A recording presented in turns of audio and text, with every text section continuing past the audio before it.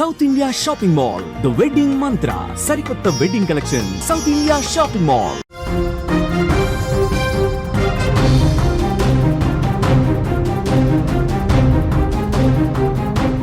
War zone breaking చూస్తున్నాం. Russia యుక్రెయిన్కి సంబంధించిన వార్కు సంబంధించిన లేటెస్ట్ అప్డేట్స్ మనం చూస్తున్నాం. 479 డ్రోన్లతో యుక్రెయిన్పై రష్యా దాడి చేసింది. యుక్రెయిన్పై 19 మిసైల్స్ను రష్యా ప్రయోగించింది. మిడిల్ వెస్ట్ యుక్రెయిన్ టార్గెట్గా రష్యా దాడులు చేసింది. యుద్ధం మొదలైన తర్వాత ఇదే అతిపెద్ద డ్రోన్ దాడిగా తెలుస్తోంది. దాడుల్లో 12,000 మంది పౌరులు చనిపోయినట్టుగా ఐరాసో కూడా ప్రకటించింది. యుక్రెయిన్ అధికారికంగా ప్రకటన చేసింది 12,000 మంది పౌరులు ఈ యుద్ధం కారణంగా చనిపోయినట్టుగా చెప్తుంది. కానీ రష్యా మాత్రం దీన్ని ధృవీకరించట్లేదు. మేము కేవలం సైనిక స్థావరాల మీద దాడులు చేస్తున్నాం, సాధారణ పౌరుల మీద మేము దాడులు చేయట్లేదు అని చెప్పి చెప్తున్నప్పటికీ కూడా ఇటు ఐరాసా కావచ్చు, యుక్రెయిన్ కావచ్చు ఇస్తున్నటువంటి ఇన్ఫర్మేషన్, ఈ యుద్ధం ప్రారంభమైన తర్వాత ఈ 3 సంవత్సరాల్లో 12,000 మంది యుక్రెయిన్ పౌరులు చనిపోయారన్నట్టుగా తెలుస్తోంది. ఇక ఈ రష్యా యుక్రెయిన్ వార్ ఇప్పట్లో ఆగే పరిస్థితి లేదు. ఎప్పుడైతే యుక్రెయిన్ డ్రోన్లతో పెద్ద ఎత్తున దాడులు చేసిందో, 41 యుద్ధ విమానాలని ధ్వంసం చేసినటువంటి పరిస్థితి ఉందో, అప్పటి నుంచి కూడా రష్యా ప్రతీకారేచ్ఛతో రగిలిపోతున్నటువంటి పరిస్థితి ఉంది. ఈ 3 సంవత్సరాల కాలంలో రష్యా అతిపెద్ద డ్రోన్ దాడి చేసింది. 3 ఏళ్లలో ఎప్పుడు లేనంతగా 479 డ్రోన్లతో యుక్రెయిన్పై విరుచుకుపడిందంటే ఎంత ప్రతీకారంతో రష్యా యుక్రెయిన్ మీద రగిలిపోతుందనేది చాలా స్పష్టంగా అర్థం చేసుకోవాల్సినటువంటి విషయం. ఈ వార్కి సంబంధించి లేటెస్ట్ డీటెయిల్స్ సంబంధించి కొంత లోతుగా మాట్లాడే ప్రయత్నం చేద్దాం. న్యూస్ రూమ్ నుంచి ఎడిటర్ తిరుమల్ లైవ్లో జాయిన్ అయ్యారు. తిరుమల్, రష్యా తాజాగా చేసినటువంటి దాడిని బట్టి మనకు చాలా స్పష్టంగా అర్థమవుతుంది ఎంత సీరియస్గా ఈ యుద్ధం మీద కాన్సన్ట్రేట్ ఇప్పుడు చేసింది అనేది. ఏం చెప్తారు మీరు? వలి 2 కనిపిస్తున్నాయి. పుతిన్ ఆలోచనల్లో 2 స్పష్టంగా కనిపిస్తున్నాయి. గడిచిన 3 రోజులుగా చూస్తుంటే ఇవాళ సోమవారం, ఇవాళ కూడా రష్యా 479 డ్రోన్లు, 19 మిసైల్ని ఉక్రెయిన్ పైకి పంపించింది. ఉక్రెయిన్ పై పంపించడం వల్ల వాటిని ఉక్రెయిన్ సమర్థవంతంగా తిప్పికొట్టామని చెప్తుంది. దాదాపు 460 డ్రోన్లని, బాంబులు మోసుకొచ్చిన డ్రోన్లని నేలకూల్చాం, 19 మిసైల్స్ని కూడా నేలకూల్చామని ఉక్రెయిన్ ప్రకటించింది కొద్దిసేపటి క్రితమే. అల్జజీరా ఈ వార్తని ఇప్పుడే రిపోర్ట్ చేసింది. ఒక రకంగా చూస్తే రష్యా 2 కోణాల్లో కనిపిస్తుంది. ఒకటి, మానవతా దృక్పథంతో కూడా రష్యా కనిపిస్తుంది. మొన్న జూన్ 2వ తేదీన ఇస్తాంబూల్లో జరిగిన చర్చల్లో ఒక ఒప్పందం కుదిరింది. ఏంటంటే యుద్ధ ఖైదీలని పరస్పరం ఎక్స్చేంజ్ చేసుకుందాం. రెండోది వచ్చేసి యుద్ధంలో మరణించిన వీరుల మృతదేహాల్ని కూడా పరస్పరం ఎక్స్చేంజ్ చేసుకుందామని. ఈ ఒప్పందానికి రష్యా కట్టుబడి ఉందని పుతిన్ నిన్న ప్రకటించారు. ఇవాళ ఉదయాన్నే ఆ డెడ్ బాడీస్ కావచ్చు, యుద్ధ ఖైదీలు, గాయపడ్డ యుద్ధ ఖైదీలని తీసుకొచ్చి బార్డర్ దగ్గర ఎక్స్చేంజ్ కోసం ప్రయత్నాలు చేశారు. అయితే కొంత ఎక్స్చేంజ్ జరిగింది, జరగలేదని కాదు. ఇటు ఎక్స్చేంజ్ ఉదయం అయితే జరిగింది. ఉక్రెయిన్కి సంబంధించిన యుద్ధ ఖైదీల్ని అప్పగించినట్టు జెలెన్స్కీ తన ట్వీట్ చేశారు. భవిష్యత్తులో కూడా ఇటువంటి ఎక్స్చేంజ్లు జరగాలని కోరుకుంటున్నాం. అంతేకాదు, రష్యాతో పూర్తి స్థాయి సీజ్ ఫైర్ ఒప్పందం కావాలి, దీనికి డొనాల్డ్ ట్రంప్ సపోర్ట్ చేయాలని కూడా ఇవాళ జెలెన్స్కీ తన ట్వీట్ టెలిగ్రామ్లో ఆయన కొంత మెసేజ్ పంపించారు. అయితే పుతిన్ మాత్రం చాలా స్పష్టంగా ఉన్నట్టుగా తెలుస్తోంది. ఏదైతే ఆపరేషన్ స్పైడర్ వెబ్ ఉందో దానిపైన ఇంకా ప్రతీకారం తీరలేదు అనే ధోరణితో కనిపిస్తున్నారు పుతిన్ చాలా స్పష్టంగా. ఎందుకంటే ఉక్రెయిన్ తమ భూభాగంలోకి వచ్చి ఉగ్రవాద చర్యకి పాల్పడ్డది, దొంగ దెబ్బ కొట్టింది. మా దగ్గరకు వచ్చి మా భూభాగంలో మేము అటువంటి నీతిమాలిన పనులు చేయలేదు అని పుతిన్ అప్పట్లో ట్రంప్కి ఏదో తేల్చి చెప్పారు. దానికి ప్రతీకారం తీర్చుకుంటామని చెప్పారు. నిన్న కూడా 2 రోజుల క్రితం కూడా నిన్న కూడా ఉక్రెయిన్ రష్యాలో మరో 5 వైమానిక స్థావరాలు, వాళ్ళ ఏదైతే ఈ ఆయిల్ రిజర్వ్డ్ ప్లేస్లు ఉంటాయి కదా, ఏది మన క్రూడ్ ఆయిల్ రిజర్వ్ ప్లేస్ల పైన కూడా దాడి చేసింది, డ్రోన్ దాడి చేసింది ఉక్రెయిన్. అటు దాడులు చేస్తూనే ఇటు శాంతి చర్చలు కావాలంటుంది. ఉక్రెయిన్ అటు బాంబులు వేస్తూనే ఇటు మమ్మల్ని కాపాడండి అని ప్రపంచాన్ని అడుగుతుంది. ఉక్రెయిన్ అక్కడ రక్తపాతాన్ని సృష్టిస్తూనే, అంటే రష్యా పైన అటాకులు చేస్తూనే ప్రపంచ దేశాలు, యూరప్ కావచ్చు లేకపోతే అమెరికా కావచ్చు, మాకు మద్దతు ఇవ్వాలని కోరుకుంటుంది. రష్యా కూడా ఆల్మోస్ట్ ప్రతీకార దాడులకు దిగిపోతుంది.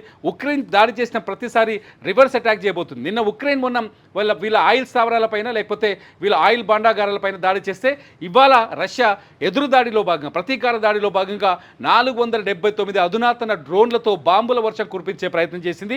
దీన్ని ఉక్రెయిన్ డిఫెండ్ చేయగలిగింది, ఆపగలిగింది. కానీ చాలా స్పష్టంగా రష్యా ఒక మెసేజ్ ఇస్తుంది ప్రపంచానికి. ఏంటంటే ఉక్రెయిన్ చేస్తున్న ఈ పనుల్ని ఆపాలి. ముందు ఉక్రెయిన్ దొంగ దెబ్బ కొట్టే ప్రయత్నాన్ని ఆపినప్పుడే చర్చల వైపు కానీ ఇంకో వైపు కానీ వెళ్ళే అవకాశం ఉన్నట్టుగా రష్యా భావిస్తున్నది. ఎప్పుడైతే శాంతి చర్చలు జరిపి 3 సంవత్సరాల కాలంగా జరుగుతున్న యుద్ధానికి ఎంతో కొంత ఎండ్ కార్డు పడే ఆలోచనలో ఉన్న సమయంలోనే ఆ శాంతి చర్చలకు ఒక్కరోజు ముందే అతిపెద్ద డ్రోన్ల దాడి చేసింది యుక్రెయిన్. సో ఇప్పుడు అందుకే ప్రతీకారంతో రగిలిపోతుంది. ప్రస్తుతం జరుగుతున్న పరిణామాలు చూస్తే శాంతి చర్చలు ఇప్పట్లో ఉండవు అని భావించాల్సిన అవసరం ఉందా? ప్రతీకారం పూర్తిగా తీర్చుకున్న తర్వాతే శాంతి చర్చలు జరపాలన్న ఆలోచనలో పుతిన్ ఉన్నారా? ఎట్లా అర్థం చేసుకోవాలి? పుతిన్ ధోరణి అదే, రెండవ ధోరణిలో అదే చెప్తుంది. పుతిన్ ఏదైతే చెప్పాడో జూన్ 2వ తేదీన జరిగిన ఒప్పందం ప్రకారం మేము ఎక్స్చేంజ్కి వచ్చాము, ఎక్స్చేంజ్ చేసుకున్నాం ఇవాళ చెప్తున్నారు. పుతిన్ మానవతా ధోరణిలో చాలా స్పష్టంగా కనిపిస్తున్నాడు. కానీ జెలెన్స్కీ ఏం చెప్తున్నాడంటే మొత్తం 2022 నుంచి ఇప్పటి వరకు రష్యా మా సివిలియన్స్ని దాదాపు 12,000 మంది అమాయకమైన మా ఉక్రెయిన్ పౌరులని చంపేసింది. రష్యాని బదనాం చేసే ప్రయత్నం చేస్తున్నాడు జెలెన్స్కీ. ఎందుకంటే యూరోప్ దేశాల మద్దతు ఉంది జెలెన్స్కీకి. అటు బదనాం చేసే ప్రయత్నం చేస్తూనే ఉక్రెయిన్ పైన మళ్ళీ మెరుపు దాడులు చేస్తాడు. ఈసారి రష్యా కూడా అటువంటి ప్రయోగమే చేసింది. నిన్న వచ్చిన డ్రోన్స్ అంటే సోమవారం అంటే ఆదివారం అర్ధరాత్రి వచ్చిన ఈ డ్రోన్స్ అన్నీ అని చెప్పేసి రష్యా కూడా ధృవీకరించింది. రష్యా చాలా స్పష్టంగా చెప్పింది ఉక్రెయిన్ పైన దాడికి మేము డ్రోన్లను పంపించామని. ఉక్రెయిన్ కూడా దాన్ని ధృవీకరించింది, మేము పడగొట్టామని చెప్పేసి. మొత్తానికైతే వార్ నడుస్తుంది. పుతిన్ బిహేవియర్లో కొంత శాంతియుతమైన పరిస్థితులు కనిపిస్తున్నట్టుగా ప్రపంచ విశ్లేషకులు చెప్తున్నారు. పుతిన్ ఒకవేళ శాంతించకపోయి ఉంటే ఇస్తాంబుల్లో చర్చలకు వచ్చేవారు కాదు అని. కానీ ఉక్రెయిన్ జూన్ 2వ తేదీన ఇస్తాంబుల్లో శాంతి చర్చ, ఆ రోజు సీజ్ ఫైర్ మీద, అత్యంత ముఖ్యమైన సీజ్ ఫైర్ మీద చర్చ జరగాల్సి ఉంది. చర్చకు ముందు రష్యా భూభాగంలోకి వెళ్ళి దాడి చేయడంతో ఆ చర్చలు అప్పటికి డిస్టర్బ్ అయ్యాయి. ఈ చర్చలు ఇప్పట్లో అంటే శాంతి చర్చలు ఇప్పట్లో జరగబోవేమో అని ట్రంప్ కూడా కొంత ఆందోళన వ్యక్తం చేశారు ఎప్పుడు పుతిన్తో మాట్లాడిన తర్వాత. సిచ్యువేషన్ చూస్తుంటే ఇప్పట్లో మళ్ళీ ఎవరో ఒకరు కలగజేసుకోవాల్సిన అవసరం అయితే ఏర్పడుతుంది. యూరప్ దేశాలు కలగజేసుకుంటాయా, మళ్ళీ అమెరికా కలగజేసుకుంటుందా, లేకపోతే చైనా ఇందులోకి వస్తుందా? ఎవరో ఒకరు కలగజేసుకుంటే ఇది మళ్ళీ చర్చల వైపు వెళ్ళే అవకాశం ఉంది.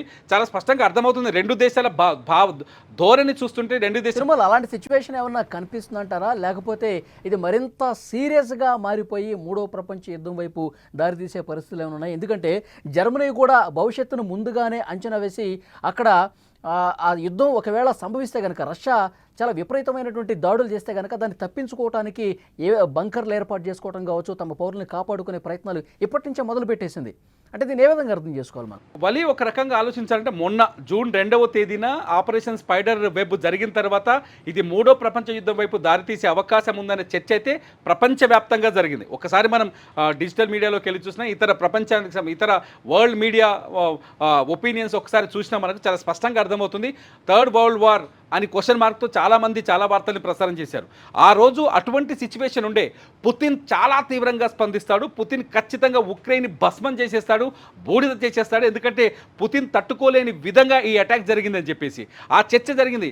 అంతేకాదు పుతిన్ ఖచ్చితంగా ఆటం బాంబ్ అంటే అణుబాంబు వేస్తాడు, ఉక్రెయిన్ పైన అణుదాడి చేయబోతున్నాడు అనే చర్చ జరిగింది. ఒకవేళ అదే జరిగి ఉంటే, ఆ రోజు రివెంజ్ ఆ స్థాయిలో ఉండి ఉంటే, పుతిన్ ఆ స్థాయిలో రివెంజ్ తీసుకుని ఉంటే, అణుదాడి చేయటమో లేకపోతే భయంకరమైన మిసైల్స్ని ప్రయోగించడమో లేకపోతే ఉక్రెయిన్కి దమ్మాడకుండా అటాక్ చేయడమో ఇదే జరిగి ఉంటే ఇది ఖచ్చితంగా మూడో ప్రపంచ యుద్ధం వైపు అడుగులు వేసే అవకాశం కలిగేదేమో. కానీ ఇప్పుడు సిచ్యువేషన్ అట్లా కొంత శాంతించినట్టుగా కనిపిస్తుంది. ఎప్పుడైతే నార్త్ కొరియా రష్యాకి బాహటంగా మద్దతు ప్రకటించడం, ఇటు యూరప్ దేశాలు ఉక్రెయిన్ వైపు నిలబడ్డామని చెప్పడం, యూరప్ దేశాలు అమెరికా పైన ఈ యుద్ధాన్ని ఆపాలని ఒత్తిడి చేయడం, ఇటువంటి పరిణామాలు చూస్తుంటే యుద్ధం ఎక్కువ రోజులు కొనసాగకుండా కొన్ని ప్రయత్నాలు జరిగే అవకాశం ఉన్నట్టుగా తెలుస్తుంది.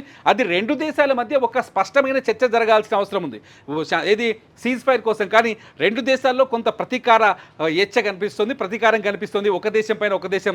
నిన్న ఉక్రెయిన్ పైన నిజానికి రష్యా నిన్న రాత్రి 1 గంట తర్వాత దాడి జరిగినట్టుగా అక్కడ మీడియా, ఇంటర్నేషనల్ మీడియా రిపోర్ట్ చేస్తుంది. ఉక్రెయిన్ పైన నిన్న దాడి జరగకపోయి ఉంటే రేపు ఇంకో మార్పు కనిపించేది. కానీ ఉక్రెయిన్ కూడా దాడి చేసే ప్రయత్నం చేయొచ్చు. ఇవాళ రాత్రికి మళ్ళీ ఉక్రెయిన్ రష్యా పైన దాడి చేస్తుందనే చర్చ కూడా జరుగుతుంది. ఈ ప్రతీకార దాడులు ఆగితే కానీ వ్యవహారం శాంతి చర్చల వైపు వెళ్ళే అవకాశం లేదు. ఒకవేళ ఈ ప్రతీకారం మళ్ళీ ఏదో ఒక రకంగా మళ్ళీ బర్న్ అయిపోయి భారీ ఎత్తున దాడులకు పాల్పడితే మాత్రం ఇది మూడో ప్రపంచ యుద్ధం వైపు అడుగు వేసే అవకాశం కూడా ఉండొచ్చని చెప్పొచ్చు. ఎందుకంటే యూరప్ దేశాలు ఖచ్చితంగా రష్యా తమ పైన ఏ క్షణమైన దాడులు చేయొచ్చనే ఆలోచనలో ఉన్నాయి. మీరు అన్నారు జర్మనీ కాదు, పోలాండ్ కావచ్చు, ఫిన్లాండ్ కావచ్చు, నార్వే కావచ్చు, వీళ్ళందరూ ఆల్రెడీ రెడీగా ఉన్నారు. యూరప్ దేశాలన్నీ వాళ్ళ దేశ పౌరులకి ఆల్రెడీ వాళ్ళకి ఇవ్వాల్సిన సూచనలు, వాళ్ళకి ఇవ్వాల్సిన డైరెక్షన్స్ ఆల్రెడీ ఇచ్చి పెట్టున్నారు. ఒకవేళ ఈ నెల 25, 2024-25లో నాటో సమావేశం ఉంది. ఒకవేళ నాటో సమావేశంలో తీసుకోబోయే నిర్ణయాలు ఎలా ఉంటాయో కూడా చెప్పలేం. ఉక్రెయిన్ని శాంతింపజేద్దామా, రష్యాని శాంతింపజేద్దామా, చర్చలకు ప్రయత్నిద్దామా, లేకపోతే రష్యాని వేసిపడేద్దామా అనే ఆలోచన కూడా ఉండొచ్చేమో. ఒకవేళ నాటో దేశాలు కనుక ఉక్రెయిన్ వైపు నిలబడి మద్దతు ఇస్తే ఖచ్చితంగా ఇది మూడో ప్రపంచ యుద్ధం వైపు అడుగు తీసే అవకాశం లేకపోలేదేమో, అట్లా అనిపిస్తుంది సిచ్యువేషన్ చూస్తే. సో చూద్దాం తిరుమల్, మొత్తానికైతే పరిస్థితులు చాలా సీరియస్గానే కనిపిస్తున్నాయి. ప్రతీకారంతో రష్యా రగిలిపోతూ యుక్రెయిన్ మీద దాడులు చేస్తున్న పరిస్థితుంది. 479 డ్రోన్లతో తాజాగా దాడి చేసిన పరిస్థితి అంటే 19 మిసైల్స్తో 3 సంవత్సరాల కాలంలో యుద్ధం ప్రారంభమైన దగ్గర నుంచి ఇప్పటి వరకు కూడా ఈ స్థాయిలో ఇంత భీకరమైనటువంటి దాడి రష్యా నుంచి రాలేదు అంటే గనక ఇప్పుడు వచ్చిందంటే గనక యుక్రెయిన్ మీద ప్రతీకారం తీర్చుకుంటోంది. ఈ ప్రతీకారం ఎంతవరకు తీర్చుకుంటుంది, ఆ స్థాయి ఏ వరకు వెళ్ళి సంతృప్తి చెందుతుంది రష్యా అన్నది చూడాలి. అప్పుడు సంతృప్తికరంగా నేను యుక్రెయిన్ని నేను అనుకున్న స్థాయిలో దాడి చేయగలిగాను, నేను ముట్టించగలిగాను అని పుతిన్ భావించినప్పుడు మాత్రమే ఈ దాడులను ఆగుతాయి. అప్పుడు శాంతి చర్చలు జరిగే అవకాశం కనిపిస్తుంది. ఈలోపు యుక్రెయిన్ కూడా, మా తిరుమల చెప్పినట్టు యుక్రెయిన్ కూడా మళ్ళీ ఈ ప్రతీకార దాడులు కంటిన్యూ చేస్తే గనక పరిస్థితి మూడో ప్రపంచ యుద్ధం వైపు కూడా తారితీయొచ్చు. ఈ చర్చ కూడా జరుగుతుంది. సో చూద్దాం భవిష్యత్ పరిణామాలు ఎట్లా ఉంటాయన్నది.